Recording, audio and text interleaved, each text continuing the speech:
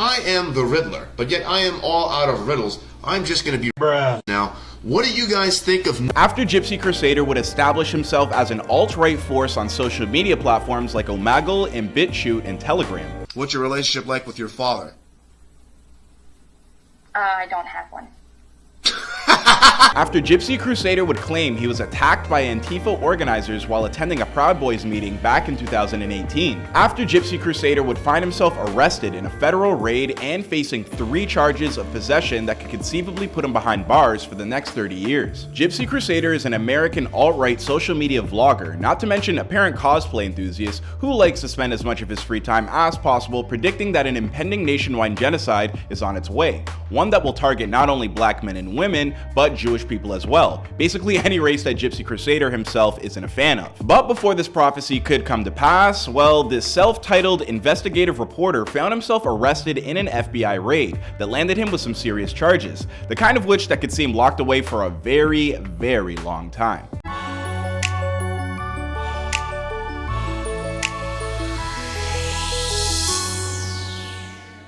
Gypsy Crusader was born Paul Nicholas Miller on August 11, 1988.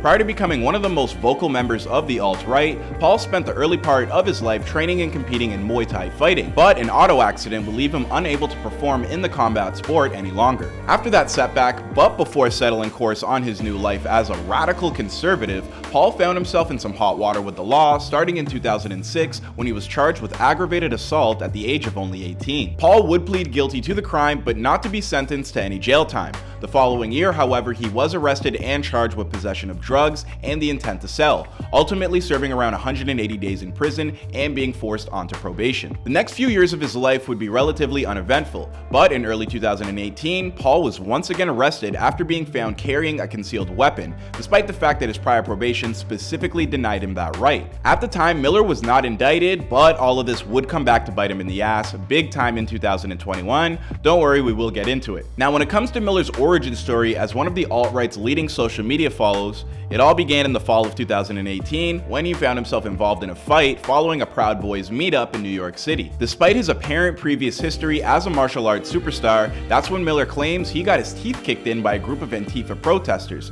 telling Newsweek they tried to kill me and calling the people who did it terrorists. I handed my phone to my friend. I told her to run. She said, "What about you?" I said, "Don't worry about me, you run." And she took off running down the street. 5 of them started to engage us. They tried to grab her. I grabbed him, pulled him back into the fight. I'm fighting with them. Following this attack, Miller claims that he was frequently doxxed and bombarded with regular death threats from further members of Antifa. Apparently, Antifa wanted to intimidate him so badly that they even threatened to hurt his family, showing up at his parents' home with the intent of burning it down. People that come at me, they don't realize that like a few years ago, I probably would not have said a lot of the things that I'm saying now, because I was like different then, thinking different anyway. But because of their actions, they have pushed me to a point where I just don't care anymore. After going through all of this, Miller claims that he finally found himself awakening to the realities of the world and now describes himself as, you know, woke. Or at the very least, his version of what the sentiment means to him. I just did this because it was the only thing that it was the only thing legal that we could do to fight back at the moment. That's why I did it.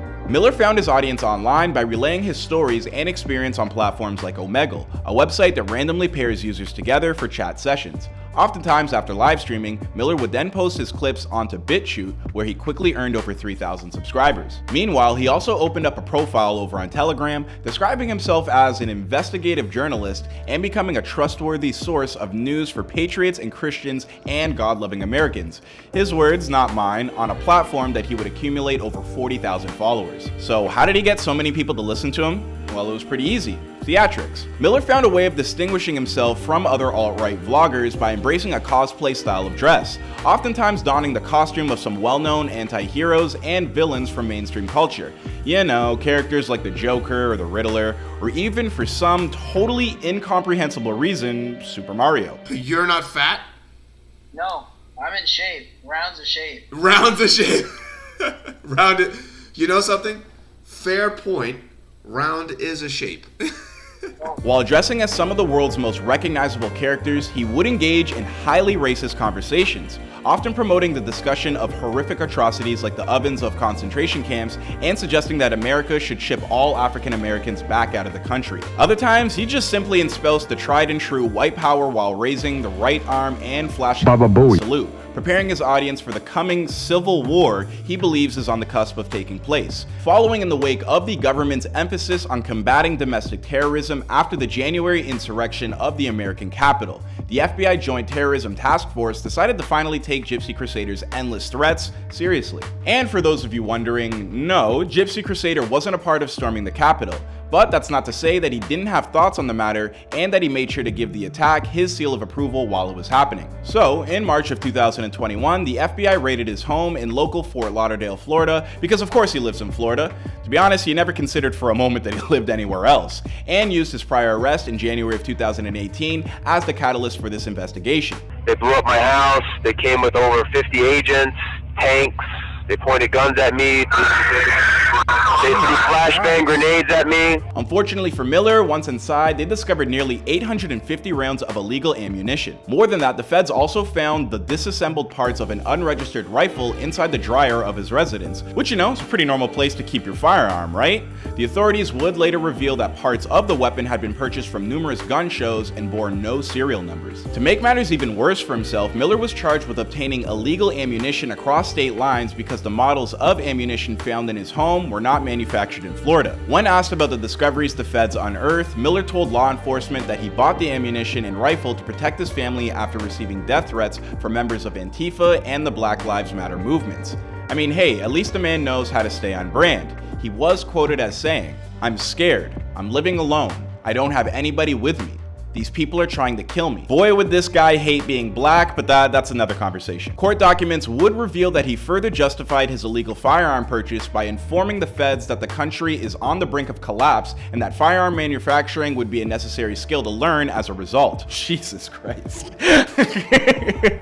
That's crazy. A few months later, Miller's first court hearing, a whole ton of his followers signed onto the Zoom to listen to things unfold. Unfortunately, they also took as many opportunities as they could to spread their anti-Semitic comments and countless racist slurs. In fact, there were so many that even Miller himself looked uncomfortable and embarrassed by what was happening. I mean, to be fair, this guy is looking at 30 years, so I'd probably be pretty upset if my fans, I put that in air quotes, fans, were accidentally ensuring I'd never be heard from again too. It's scary, dude. I have to go. They're going to send me to prison. You know, there's nothing I could do about it. At this point, Miller has pled guilty to the charges of possession of a firearm, possession of ammunition, and possession of an unregistered firearm. But his case hasn't reached its conclusion. He will be sentenced at the end of August, and like I already mentioned, he could face up to 3 decades in prison.